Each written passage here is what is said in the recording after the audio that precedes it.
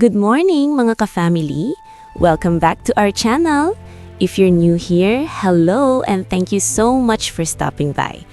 I'm Mommy here at home and today I'll be sharing with you our simple breakfast routine. It's another beautiful morning and thankful talaga ako kasi complete and healthy yung family. Alam nyo naman, bilang isang nanay, masaya talaga kapag nakakapag-prepare ka ng pagkain para sa pamilya mo. Kahit simple lang ang luto, basta galing sa puso. Today, ang lulutuin natin ay ampalaya at manok na sabaw.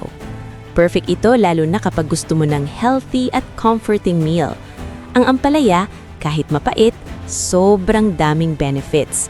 At ang manok sabaw naman, pampalakas ng katawan at perfect sa umaga. So, samahan niyo akong magluto habang nagkukwentuhan tayo.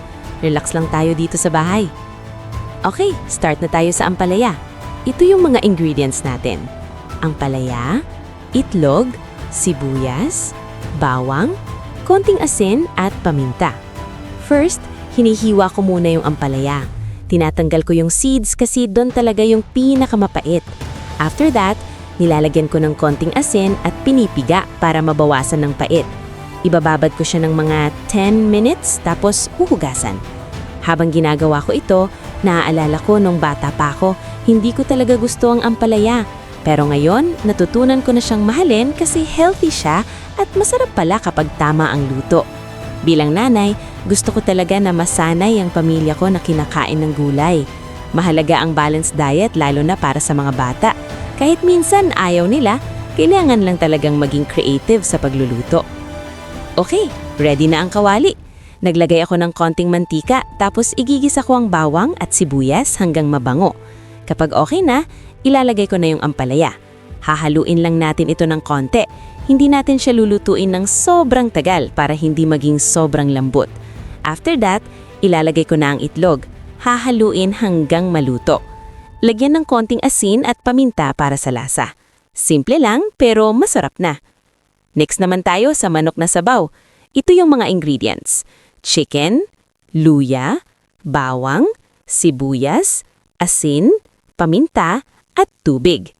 Sa kaserola, igigisa ko muna ang bawang, sibuyas at luya. Kapag mabango na, ilalagay ko na yung manok. Hahaluin hanggang medyo magkulay. Pagkatapos, lalagyan ko na ng tubig at papakuluan. Hahayaan natin itong kumulo ng mga 20 to 30 minutes para lumabas yung lasa ng manok at luya. Habang naghihintay, minsan dito na rin ako naglilinis ng kusina o naghahanda ng mesa. Masarap sa pakiramdam kapag maayos ang bahay at sabay-sabay kayong kakain bilang pamilya.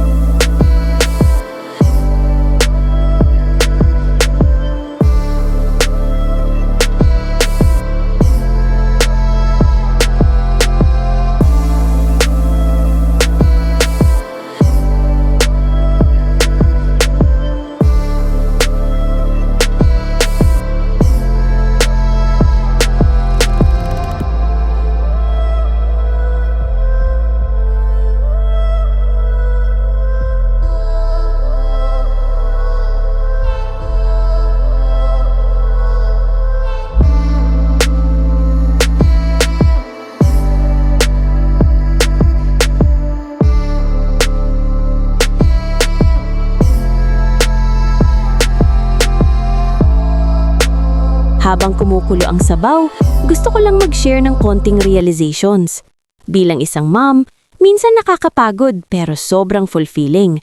Lalo na kapag nakikita mong masaya at busog ang pamilya mo. Hindi kailangan ng mamahaling pagkain para mapasaya ang pamilya.